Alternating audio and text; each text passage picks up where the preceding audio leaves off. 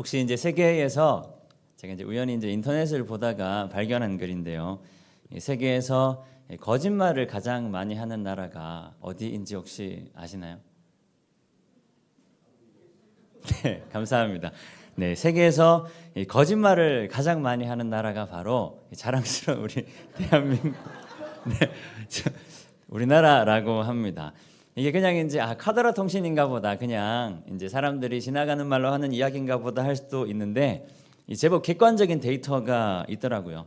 작년 기준인데 위증 범죄율 1위, 그리고 무고 범죄율 1위, 네, 그리고 사기 범죄율 1위가 바로 대한민국이라고 합니다. 그러니까 절대적인 건수가 많은 게 아니라 이제 인구 대비로 계산해 봤을 때 이제 가장 많은 이 범죄율을 기록하고 있다. 그리고 한 가지 눈에 띄는 이 자료가 있었는데 뭐냐면 일본의 420배, 네, 일본의 이 420배라고 합니다. 뭐가 됐든 일본한테 지는 건 별로 기분이 좋은 게 아닌데요.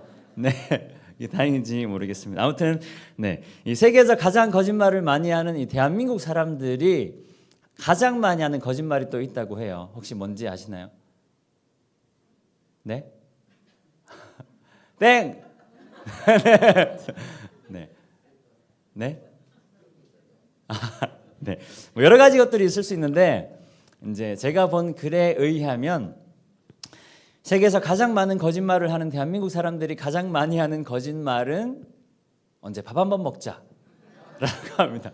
우리가 지나가는 말로 언제 밥 한번 먹어라고 이야기하는 게 한국 사람들이 가장 많이 하는 거짓말이라고 해요. 그래서 이 사람들이 이야기하는 언제 밥 한번 먹자라고 하는 이야기에 절대로 하면 안 되는 대답이 있다고 합니다. 이게 뭐냐면 그럼 언제 먹을까? 네. 그냥 어떤 말 해야 될지 잘 모르겠고 그냥 인사는 해야 되겠고 그래가지고 적당한 말을 찾다가 그냥 지나가는 말로 언제 밥 한번 먹어라고 이야기했는데 그럼 언제 먹을까라고 절대로 이야기하면 안 된다라고 합니다. 굉장히 눈치 없는 일이라고 해요. 그리고 또 한 가지 거짓말이 있는데요. 그러면 그리스도인들이 가장 많이 하는 거짓말은 무엇일까요? 네? 네. 네. 너무 네. 그리스도인들이 가장 많이 하는 거짓말은 기도하겠습니다. 혹은 기도해 줄게라는 이야기라고 하면 웃을 일이 아닌데 네. 아무튼 그리스도인들이 가장 많이 하는 거짓말은 기도하겠습니다. 혹은 기도해 줄게라는 이야기라고 해요. 왜냐하면 이게 무슨 이야기를 하냐면 기도를 하지 않는다. 굉장히 많은 모든 그리스도인들이라고 이야기하기는 어렵겠지만 굉장히 많은 그리스도인들이 기도하지 않는다라는 이야기입니다. 제가 생각을 한번 해봤어요. 기도를 하지 않는다라는 거는 우리가 어떤 결과로 귀결될 수 있을까? 뭐 이런 생각이 들었습니다. 기도를 하지 않는다라는 것은 우리가 하나님과 대화하지 않는다라는 이야기가 되겠죠. 우리가 하나님과 대화하지 않는다라는 것은 우리가 하나님의 생각을 더 이상 궁금해하지 않는다라는 말이기도 합니다. 우리가 하나님의 생각을 궁금해하지 않는다라는 것은 우리가 하나님의 뜻대로 살아갈 생각이 전혀 없다라는 이야기가 되고요. 그리고 하나님의 뜻대로 살아갈 생각이 없다라는 말은 하나님의 뜻이 좋지 않을 수도 있다라는 의심으로 귀결이 된다. 그리고 그것은 곧 하나님에 대한 실존, 하나님에 대한 믿음, 하나님의 존재를 흔드는 흔드는 이야기이기도 하다라는 겁니다. 그래서 만약에 내가 기도하지 않는다면 나는 스스로에게 물어야 합니다. 나는 하나님을 믿고 있는가? 나는 하나님의 신실하심을 신뢰하고 있는가? 또 이렇게 물어야 합니다. 나는 왜 기도하지 않지? 나는 왜 하나님께서 인도해 가신다라고 고백하는 내 인생의 굉장히 중요한 결정의 순간에 혹은 사소한 일상 가운데 나를 향하신 하나님의 뜻 그리고 나를 향한 하나님의 계획을 왜 궁금해하지 않는가? 오늘 허락하신 말씀을 통해 연약하나마 우리 삶의 일상 가운데 그리고 삶의 중요한 결정의 순간들 속에서 하나님의 뜻을 궁금해하는 저와 여러분들 우리 성도님들 되시기를 축복합니다. 오늘 본문은 느헤미야라는 사람의 이야기인데요. 이 포로기한 시기에 활동했던 선지자 중에 한 명입니다. 다들 아시겠지만 죄송해요. 제가 습관적으로 나오는 것 같아요. 모를 수도 있는데 아무튼 총 3번에 걸친 이 포로 기환이 있었습니다. 첫 번째는 스룹바벨이라는 사람, 그리고 두 번째는 에스라, 그리고 세 번째는 느헤미야라는 사람을 중심으로 이스라엘 백성들이 페르시아에서 다시 가나안으로 돌아오게 돼요. 이 포로 기환에서 이스라엘 백성들이 가장 먼저 한 일이 바로 성전을 건축하는 일입니다. 그리고 그 다음에 했던 일이 바로 성벽을 건축하는 일. 성경에서는 재건이라는 표현을 사용하는데 성벽을 건축하는 일입니다. 이 느헤미야라는 사람 오늘 본문의 주인공인데요. 이 사람이 가나안으로 귀환하게 된 배경이 오늘 본문에 등장합니다. 오늘 본문 1절에서 3절까지 말씀인데요. 우리 한 목소리로 함께 읽겠습니다. 하가랴의 아들 느헤미야의 말이라. 아닥사스다 왕 제20년 기슬루월에 내 형제들 가운데 하나인 하나니가 두어 사람과 함께 유다에서 내게 이르렀기로 내가 그 사로잡힘을 면하고 남아있는 유다와 예루살렘 사람들의 형편을 물은즉 그들이 내게 이르되 사로잡힘을 면하고 남아있는 자들이 그 지방 거기에서 큰 환난을 당하고 능욕을 받으며 예루살렘 성은 허물어지고 성문들은 하는지라. 아멘. 이 아닥사스다 중요하지 않은 건 빨리 넘어갈게요. 이 페르시아 왕 아닥사스다 제20년 이 기슬루월 이 수산궁에서 이 느헤미야라는 사람이 이 형제 하나니 그리고 다른 몇 유다 사람들로부터 한 소식을 듣게 됩니다. 어떤 소식이냐면 예루살렘 성은 허물어지고 그리고 성문들이 이 불에 탔다. 그러니까 자기 백성들이 이 오랜 이 포로 생활을 마치고 귀환한 이 자기 백성들이 또다시 어려움에 봉착했다라는 이야기입니다. 사실 성벽 건축 이전에 성전을 건축할 때에도 굉장히 많은 주변에 방해들이 있었습니다. 이스라엘 백성들의 마음을 약하게 하기도 하고 그리고 그렇게 성전을 건축하는데 그 어려움들이 있다 보니까 20년이나 걸렸다 이야기합니다. 그리고 이제 겨우 성벽을 치우려고 하는데 또다시 주변 사람들의 방해들에 막혀서 이 성벽이 무너졌다, 이 성벽이 불타버렸다 이야기하고 있습니다. 실제로 나중에 느헤미야가 와서 성벽을 건축하는데 50일 정도 걸려요. 그러니까 하나님과 사람들이 찾아왔을 때 먼저 포로 귀환했던 사람들이 느헤미야를 찾아왔을 때 느헤미야가 어떤 소식을 기대했을까? 아마도 성전이 다 건축되고 성벽도 완공이 됐습니다라는 소식을 아마 느헤미야는 기대했을 것 같아요. 그런데 느헤미야가 들은 소식은 다 됐다라는 게 아니라 또다시 멈추어 버렸다, 또다시 무너져 버렸다, 또다시 실패해 버렸다라는 이야기입니다. 느헤미야라는 사람에게 있어서는 굉장히 절망적이고 슬픈 상황입니다. 뭐라도 해야 할 것만 같은데 당장에 느헤미야가 할 수 있는 것이 별로 없었다. 그때 느헤미야가 한 일이 무엇이냐면 바로 기도입니다. 오늘 보면 4절과 5절 말씀인데요. 우리 한 목소리로 함께 읽겠습니다. 내가 이 말을 듣고 앉아서 슬퍼하며 하늘의 하나님 여호와 크고 두려우신 하나님이여 주를 사랑하고 주의 계명을 지키는 자에게 언약을 지키시며 긍휼을 베푸시는 주여 간구하나이다. 아멘. 민족의 아픔을 두고 느헤미야는 기도하기 시작했다. 사실 설교를 할 때 굉장히 중요한 한 가지 지점인데 뭐냐면 뻔한 이야기를 하지 말라 그래요. 그래서 저는 굉장히 죄송한 마음으로 뻔한 이야기를 한번 해보려고 합니다. 민족의 아픔을 두고 느헤미야가 가장 먼저 한 행동이 뭐냐면 바로 기도입니다. 무슨 말이냐면 다른 무언가를 하기 전에 하나님 앞에 기도하기 시작했다. 다른 무언가를 하기 전에 하나님의 뜻을 구하기 시작했다. 자기 눈앞에 놓인 인생의 어려움들 그리고 고난과 역경들 절망감들 앞에 다른 무언가를 찾지 않고 하나님 앞에 기도했다라는 겁니다. 그런데 이렇게 생각하는 분들도 있습니다. 느헤미야가 할 수 있었던 게 기도밖에 없었던 거 아니냐. 어차피 느헤미야 아무것도 못하니까 기도한 거 아니냐라고 이야기하시는 분들도 실제로 있습니다. 그런데 틀린 말은 아닙니다. 11절에 보면요, 느헤미야의 직업이 나옵니다. 뭐냐면 페르시아 왕의 술관원입니다. 주일날 담임 목사님께서 설명하셨던 적이 있는데 혹시 기억이 나시는지 모르겠습니다. 이 왕의 술을 맡은 관원이라 함은 굉장히 고위 관직이에요.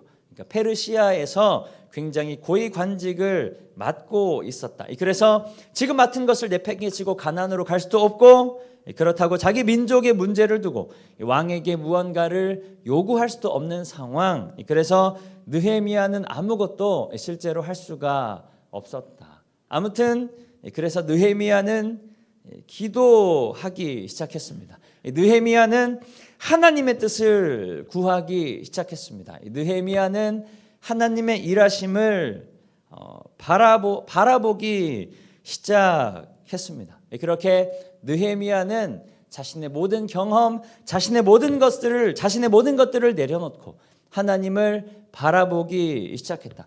뻔한 이야기인데 굉장히 쉽지가 않아요. 우리가 살아가다가 인생의 어려움들을 마주하다 보면, 우리가 살아가다가 인생의 고난들을 마주하다 보면, 우리가 살아가다가 인생의 생각지 못한 상황들을 마주하다 보면, 혹은 우리가 살아가다가 인생의 중요한 결정의 순간을 마주하게 되면 그때마다 하나님을 찾는다라는 게 굉장히 쉬운 일이 아닙니다. 하나님을 찾는다라는 것이 굉장히 어려운 일입니다. 왜냐하면 우리가 할 수 있는 것이 있는 것 같아 보이니까.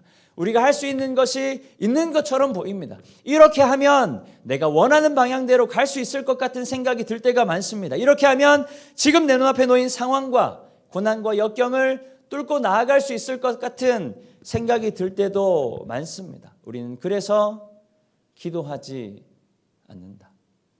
그리고 이런 생각이 들 때도 있습니다. 기도는 굉장히 무기력한 거 아닌가. 기도만큼 답답한 것이 어디 있나. 제가 대학교 다닐 때 이야기예요. 공동체 생활을 했는데요, 제가 잘 따랐던 누나 한 명이 있습니다. 다들 경험해 보셨겠지만 대학 시절 굉장히 갈팡질팡하는 일들이 많으니까 고민들이 생기면 선배들을 찾아가서 물어요. 그래서 저도 잘 따랐던 그 누나에게 굉장히 많은 고민들을 털어놓았습니다. 사실 굉장히 좋고 굉장히 편안한 누나인데, 그럴 때마다 그 누나가 뭐라고 이야기하냐면, 두하나 기도해보자 라고 이야기하는 거예요. 근데 그것만큼 답답한 게 없었어요. 제가 대학교 1학년 21살 때 고민을 이야기할 때마다 뭔가 좀 해답을 얻고 싶은데 늘 돌아오는 이야기가 두하나 기도해보자 라는 이야기인 거예요. 그렇게 세월이 흘러가지고 저도 선배가 됐습니다. 후배들이 찾아왔어요. 물론 되게 많이 찾아온 건 아닌데, 제가 잘 찾아온 건 아니고 후배들이 찾아와요. 여러 가지 이야기 들고 찾아와요. 근데 저도 모르게 후배들한테 이렇게 이야기하고 있더라고요. 야, 기도해보자. 근데 한 신학자가 이렇게 이야기했어요. 기도라고 하는 것은 인간의 가장 무기력한 지점에서 시작되는 것이다. 기도라고 하는 것은 인간의 가장 연약한 지점에서 시작되는 것이다. 아무것도 할 수 있는 게 없어서 기도하는 거 아니냐라고 이야기하시는 분들에게 삶의 고난과 역경 앞에서 인간적으로 할 수 있는 것이 아무것도 없게 되기를 주님의 이름으로 축원합니다. 아무것도 할 수 있는 것이 없기 때문에 인생의 중요한 순간에 기도하는 거 아니냐, 아무런 능력이 없기 때문에 인생의 중요한 순간에 기도하는 거 아니냐라고 이야기하시는 분들에게 삶의 중요한 선택의 기로 앞에 인간적으로 할 수 있는 것이 아무것도 없게 되기를, 세상적으로 할 수 있는 것이 아무것도 없게 되기를 주님의 이름으로 축복합니다. 할 수 있는 것이 없는 게 그런 면에서 은혜라는 겁니다. 우리가 하나님만을 의지할 수밖에 없는 게 그런 면에서 은혜라는 거예요. 그래서 우리가 하나님의 일하심을 기대하고 바라볼 수밖에 없는 상황이 은혜라는 겁니다. 그런 상황을 위해서 더 힘들고 어려운 상황에 부딪히시기를 주님의 이름으로 축복합니다.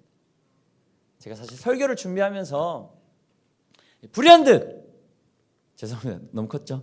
네, 불현듯 오늘부터 다음 세대를 위한, 다음 세대 여름 사역을 위한 금요 기도회구나 라는 게 떠올랐어요. 사실 너무 죄송한 말씀이지만 영아부와 유치부와 GCLS를 전혀 고려하지 않은 오늘의 본문입니다. 네, 그래도 뭐 대충 이제 잘 뭐 때려 맞추긴 한 것 같은데, 네, 아무튼 그래서 고민을 좀 해봤어요. 그래도 여름 사역을 준비하면서 좀 어떤 이야기들을 나누면 좋을까? 근데 이제 이런 이야기가 떠올랐습니다. 마태복음 9장에 보면 이 귀신 들린 아이를 데리고 온 어떤 사람의 이야기가 나와요. 제자들이 그 귀신 들린 사람을 두고 귀신을 떠나가게 하기 위해서 온갖 짓을 다 했던 것 같습니다. 그런데 아무리 해도 귀신이 나가질 않는 거예요. 그리고 마침 예수님이 그 자리에 오시는 겁니다. 제자들이 예수님에게 이렇게 이야기해요. 예수님, 아무리 해도 안 됩니다. 아무리 해도 귀신들이 나가질 않아요. 아무리 해도 저 사람이 낫질 않습니다. 아무리 해도 이 상황이 호전되지 않습니다. 그때 예수님이 이렇게 말씀하세요. 기도 외에는 이런 유가 나갈 수가 없느니라. 네. 옛날 생각이 많이 났어요. 지금은 저도 이제 다음 세대 부서를 하고 있지 않지만 열심히 이제 수련회를 저도 이제 준비하던 때가 있었겠죠. 그때 생각이 많이 났습니다. 나는 어떤 마음으로 그때 수련회를 준비했던가? 어떤 마음으로 이제 성경 학교를 준비했었나? 그렇게 막 생각해 보다가 떠오른 생각이 하나 있어요. 뭐냐면 우리가 하나님 앞에 기도해야 하는 것이 과연 이 행사를 진행하는 부서의 부흥인가? 과연 사람들이 불어나는 건가? 과연 우리가 생각하는 누군가의 변화인가? 물론 그럴 수도 있겠는데 정말 중요한 거 한 가지가 떠올랐어요. 뭐냐면 우리가 행하는 것들을 바라보시는 하나님께서 원하시는 게 뭔가?